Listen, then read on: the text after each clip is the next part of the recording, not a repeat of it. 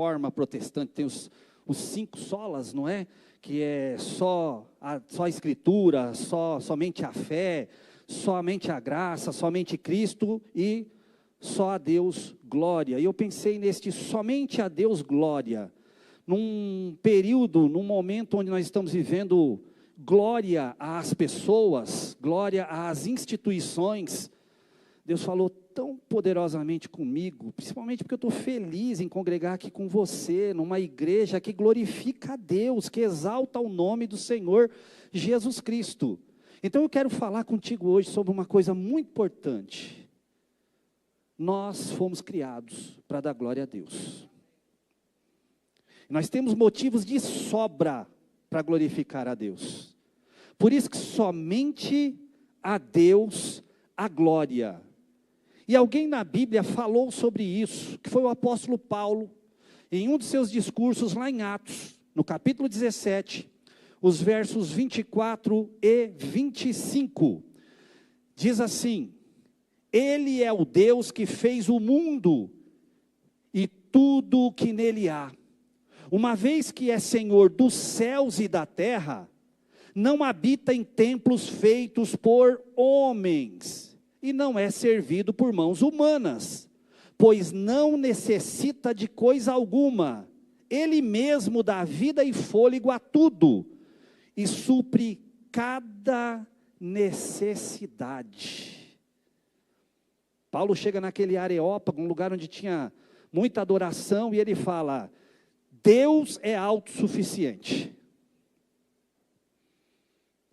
Num momento histórico onde pessoas se sentiam autossuficientes, e outros se sentiam tão pequeninos diante daquele monte de divindade, que eles ficavam pensando: para quem eu vou pedir? Qual é a divindade que vai atender a minha necessidade? E vem o apóstolo Paulo e fala: Deus é autossuficiente, somente Ele recebe nossa honra, nossa glória, nossa adoração. Ele não precisa de ninguém, mas Ele quer amar vocês. E ele começa a pregar para aquele povo. Esse mesmo texto, lá na Bíblia, a mensagem, eu achei interessante o jeito de Eugene Peterson traduzir. Ele diz assim, ó: o Deus que fez o mundo e tudo que está nele, o Senhor dos céus e da terra, não vive em santuários feitos sob medida, nem precisa que a raça humana se desgaste por causa dele, como se ele não pudesse tomar conta de si mesmo. Ele fez as criaturas, nenhuma criatura o fez, é por isso que ele é digno de honra, ele é digno de glória. Existe um sonho humano, um sonho por ser autossuficiente, por querer agir por conta própria. Isso começou muito antes que você imaginava. Sabe onde começou esse desejo de autossuficiência? Lá no Éden, quando a serpente, que foi um instrumento de Satanás para falar com Eva, lá no Gênesis 3, disse para ela: porque quando você comer do fruto, sereis como Deus. Queria mostrar atalhos para o ser humano se sentir uma divindade, sendo que lá em Gênesis 1:26, Deus já tinha feito o homem à sua imagem e semelhança. Nós já fomos criados imagem e semelhança de Deus. A gente não precisa mais tomar atalhos. Deus derramou da presença dele em nós. A gente não precisa de mais nenhum subterfúgio para querermos nos engrandecer. E sabe por que Satanás fez essa oferta lá para Eva? Porque ele, quando ainda estava como um ser de Deus, um anjo de Deus, ele quis ser autossuficiente. Então ele tentou ensinar isso para Eva. E se a gente observar bem, ele tenta ensinar isso até hoje para nós. Eu trouxe o texto aqui onde ele quis ser autossuficiente, ó, Isaías 14, 13 e 14. Pois dizia consigo: subirei aos céus, colocarei meu trono acima das estrelas de Deus, ou seja, em cima dos outros anjos. Dominarei o monte dos deuses, ou seja, dos poderosos, dos anjos, nos lugares distantes, do norte, mais acima. subirei aos mais altos céus, olha a audácia, e serei como o Altíssimo. Ele não queria dar glória somente a Deus, ele queria pegar parte desta glória. Ele só foi coerente porque ele sabia que não podia ser acima de Deus, ele falou ao lado. Mas ele queria dividir glória com Deus. Autossuficiência, tal de autossustentabilidade, se tornou a tentativa cega da humanidade. Se a gente olhar hoje, quando você assiste na internet, é muita gente tentando ser autossuficiente. Agora eu vou pegar um pouco mais pesado. Se olhar para dentro de cada um de nós, quando a gente tenta se virar sozinho nas nossas lutas, nas nossas mazelas, a gente fica tentando ser autossuficiente às vezes. Achando que a gente pode resolver nossos problemas sozinhos, ou quem sabe falando com fulano, com Betrano ou com Ciclano. Mas só há um que é autossuficiente, que é Deus, na pessoa do Pai, do Filho e do Espírito Santo. E Paulo, nesse texto de Atos aqui, está falando sobre o único Deus, que é desconhecido pela mera mentalidade humana, pela filosofia, pela ciência, mas que é sim autossuficiente. E é por isso que é esse Deus que pode nos sustentar com uma vida abundante. Se você veio aqui nesta noite, pensando assim, quem pode me tirar de uma situação que eu estou passando? Quem pode me ajudar? Quem tem a resposta? Hoje é dia de você glorificar a Deus e reconhecer que só Ele é autossuficiente para ajudar você nessa situação. Deus pode. Não é ninguém da internet. Não é ninguém que diz que tem poder para adivinhar futuro, fazer isso. Não é ninguém, é Deus. Eu marquei algumas coisas dentro desse texto que eu quero dividir com você, para que nós possamos dar somente a Deus toda a honra, toda a glória. Primeiro, olha que lindo, Deus é sem necessidades, e ainda assim amável. Você vai entender o que eu quero dizer com isso. Deus não tem necessidade nenhuma, e mesmo sem ter necessidade, Ele é um ser amável. Fala a verdade. É difícil conviver com alguém que se sente autossuficiente, não é? Você já conviveu com gente assim? Eu já. Aquela pessoa que quando você fala assim, eu posso ajudar, não preciso da sua ajuda, eu sei de tudo.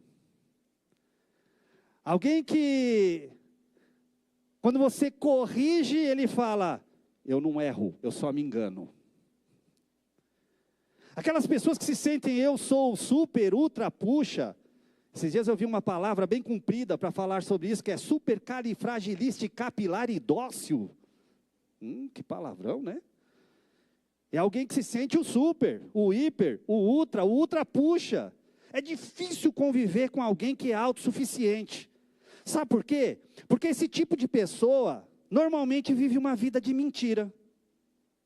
Sempre tentando impressionar por aquilo que ela não é realmente. É tão difícil conviver com gente assim. Ninguém consegue ser autossuficiente e amável ao mesmo tempo.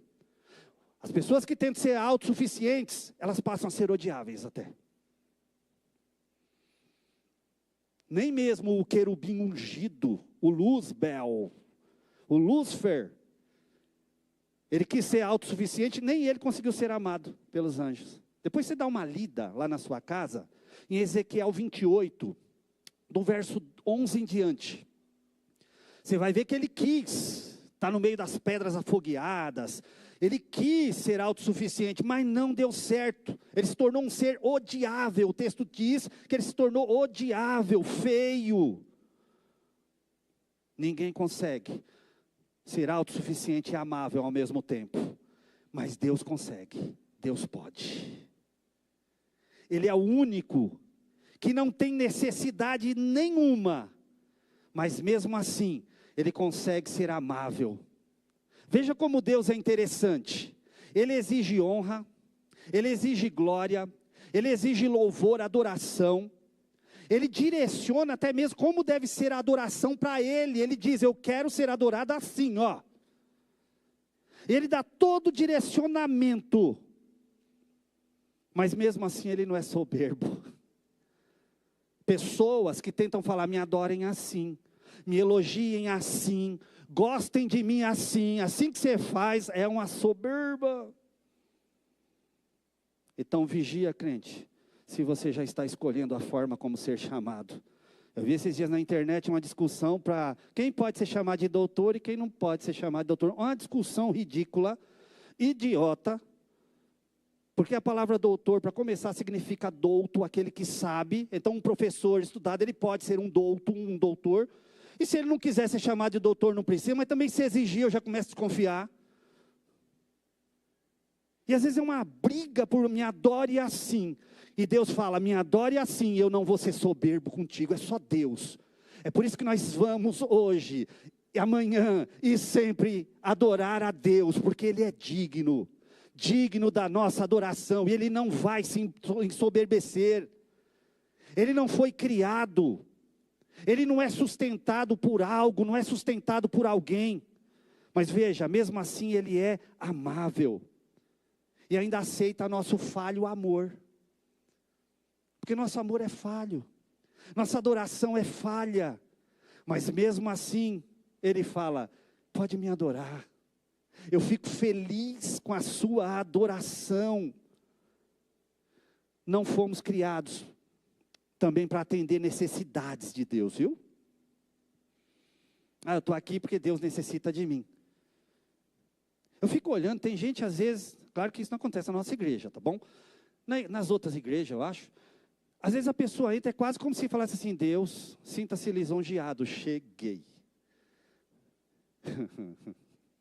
É quase a unção do Dino da Silva Sauro.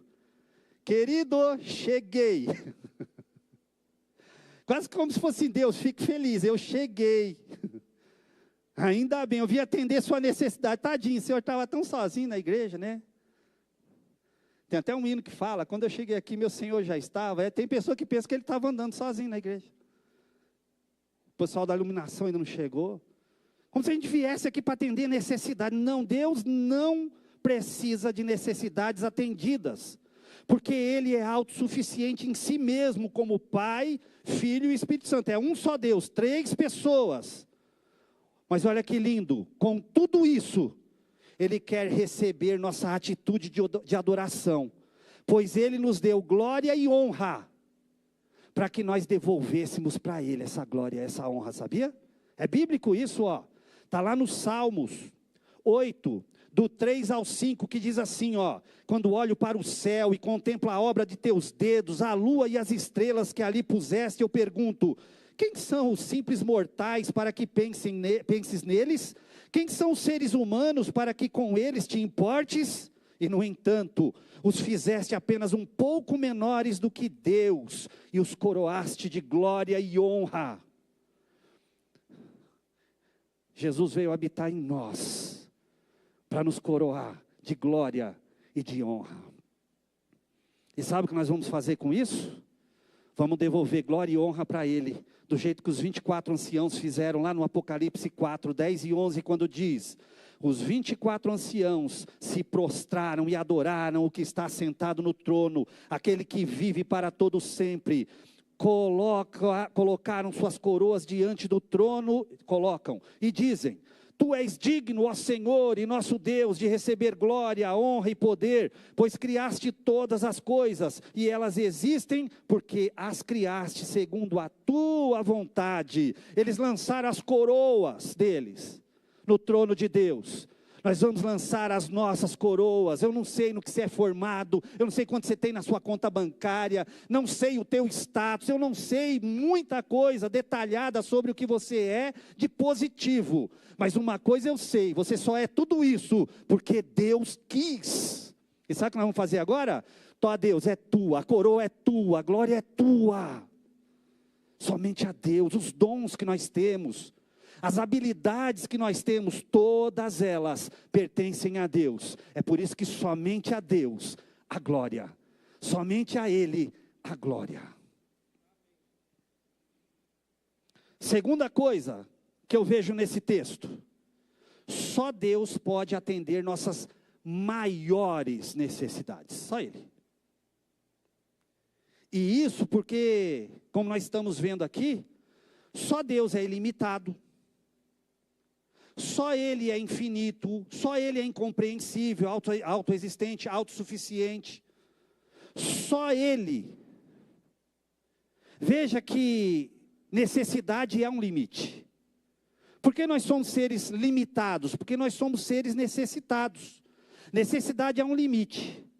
E pode ver que necessidade influencia nossas decisões.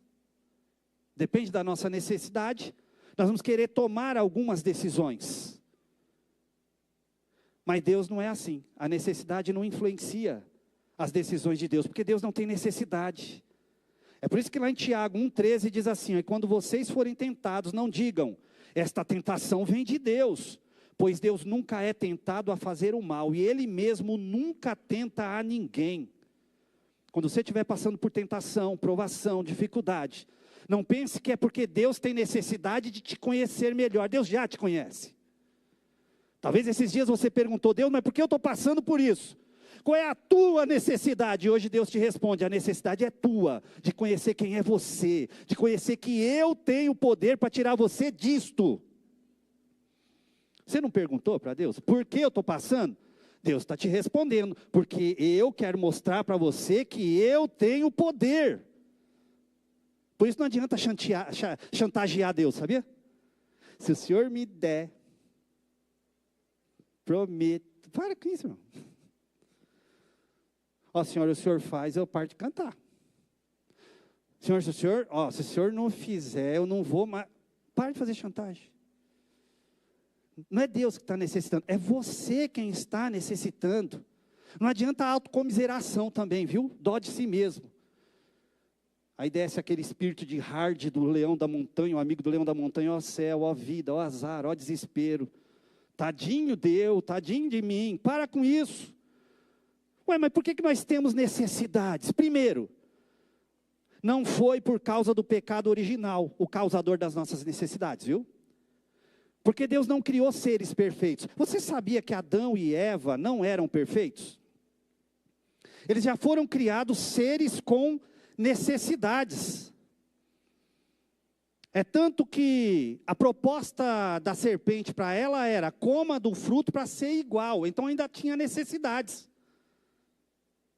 Eles estavam buscando se aperfeiçoar em Deus. Olha só esse texto aqui, ó, de Gênesis 2,7. Diz assim, ó: então o Senhor Deus formou o homem do pó da terra, soprou o fôlego da vida em suas narinas, e o homem se tornou ser vivo, ou em algumas versões, alma vivente. Esse termo alma aqui no hebraico, nefesh, significa também boca, garganta, estômago. Como a gente vai encontrar em outros textos, lá em Isaías 5,14, Abacuque 2,5, lá a mesma palavra alma é boca, estômago. Ué, Júnior, é boca, então alma também significa boca? É. Olha como é que ficaria esse texto, colocando o termo alma como se fosse boca ou necessidade. O Senhor Deus formou o homem do pó da terra, insuflou em suas narinas o seu hálito, e o homem se tornou um ser vivente que necessita dele para ser saciado. Deus nos criou boca. Vem, Senhor, me dá mais. Nós somos estômago. Nós precisamos de Deus. Uma vez eu li uma frase que dizia assim: assim como o peixe é para a água, nós somos para Deus.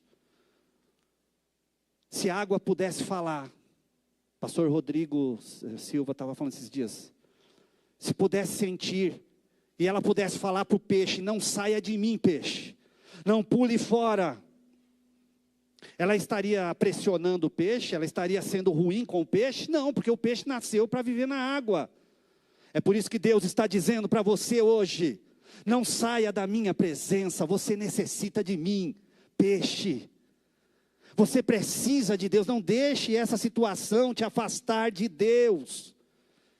Por isso que a gente não precisa ficar aqui simulando autossuficiência na vida, nos nossos discursos, na internet, nas fotos que a gente coloca, nos nossos louvores. A gente não precisa simular autossuficiência. Lá em Gênesis 2,18 diz: não é bom que o homem esteja só. Nós temos necessidade até um do outro. Para com essa tua mania de achar que você não precisa de ninguém. Você precisa. Não é bom que estejamos sós. Lá em 1 Coríntios 12, do verso 12 em diante, depois você dá uma lida, fala que nós somos corpo. Já pensou se o pé falasse, eu não preciso mais da mão? Já pensou se o corpo fosse todo o pé? Como é que você ia ouvir? Como você estaria aqui nesta noite? Como você iria comer? Nós precisamos uns dos outros como um corpo. Nós temos necessidades por um propósito divino. Faz parte da nossa natureza, sabia? Estar dentro do propósito de Deus. Tem uma frase do Augusto Cury que diz assim: Deus nos fez seres frágeis, e mesmo assim muitos seres humanos se sentem deuses. Imagine se Deus nos fizesse autossuficientes, porque sendo frágeis, alguns se sentem deuses. Sabe o que é santidade? Santidade é crescer dependendo de Deus. Sabe o que é pecado? É diminuir, achando que nós não precisamos de Deus. Deus quer que você cresça em santidade. Eu quero ir para o último tópico do que eu marquei nesse texto. Reconheçamos que só Deus é autossuficiente. Eu trouxe aqui algumas marcas para você reconhecer em você, se você começar a perder-se no caminho, achando que você é autossuficiente diante de Deus. Primeira marca, falta de oração. Porque a falta de oração é a fantasia de autoprovisão. Eu não preciso mais orar, porque eu já posso prover todas as minhas coisas. Se você parar de orar, é um sinal de você achar que você é autossuficiente. Segunda marca, esquecimento seletivo. Já viu falar nessa palavra, esquecimento seletivo?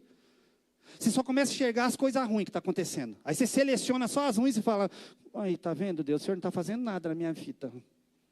Só está acontecendo coisa ruim. Olha o que diz aqui em Lamentações 3, 19 a 22.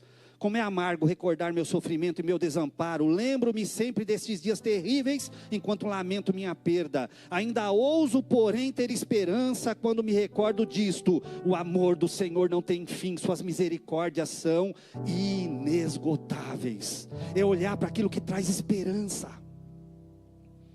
Para de selecionar só os momentos ruins. Veja que Deus está te livrando nesses momentos, está te mantendo. Raiva desmedida nas provações é uma outra prova que você também está achando que você é autossuficiente, sabia? Por quê? Porque a gente às vezes acha assim: mas não devia estar acontecendo comigo, eu sou tão bonzinho, sou um crente tão fiel, eu sou tão queridinho. Aí você começa a ficar com raiva de Deus, raiva da vida, raiva das coisas. Tiago 1, 2 e 3 diz: meus irmãos, considerem motivo de grande alegria sempre que passarem por qualquer tipo de provação, pois sabem que quando sua fé é provada, a perseverança tem a oportunidade de crescer. Deus está fazendo você crescer. E por último, falta de convicção de pecado pessoal. Tem um camarada chamado David H. Stern, ele é um judeu convertido ao Evangelho. Ele disse uma frase tão importante, ele disse assim, reconhecer o mal nos outros não extirpa o mal que há em você.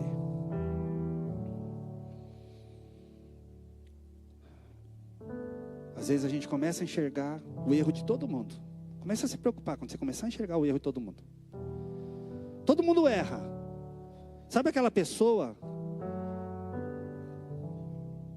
que chega e fala assim: só existem dois lados da questão, o meu e o errado. O meu está sempre certo. Aí começa a enxergar só pecado. Eu quero contar rapidamente uma pequena historinha. Tinha uma irmã de uma igreja, eu li essa historinha uma vez, que diz que ela estava na cozinha dela, e a cozinha dela tinha uma janela grande e dava para o quintal de uma outra senhora que morava do lado dela. E aquela mulher lavava lençóis e roupas todos os dias. E ela colocava os seus lençóis, pendurava-os lá no varal. E aquela mulher, crente, olhava e falava: que mulher porca. Olha que lençóis amarelados, sujo, manchado. Não sabe nem lavar roupa. Chegava o dia daquela mulher lavar a roupa de novo, olha quanta roupa manchada. E um dia, aquela mulher percebeu que o que estava manchado era o vidro dela. Às vezes, os erros que nos outros eu vejo, são muito mais aparentes em mim. Às vezes eu estou com raiva, é porque está em mim também. Só a Deus glória. É só Ele, só Ele. Eu não mereço glória, você não merece. Instituição não merece. A Ele glória. Sabe por quê? Porque Ele é o único digno de receber nossa honra, nossa glória, nosso louvor. Não deixe essa luta parar você. Não seja autossuficiente. Entregue seu caminho a Deus. Você pode se colocar sobre os seus pés? Cante essa música para Deus. Dê a Ele a glória. Só Ele é digno.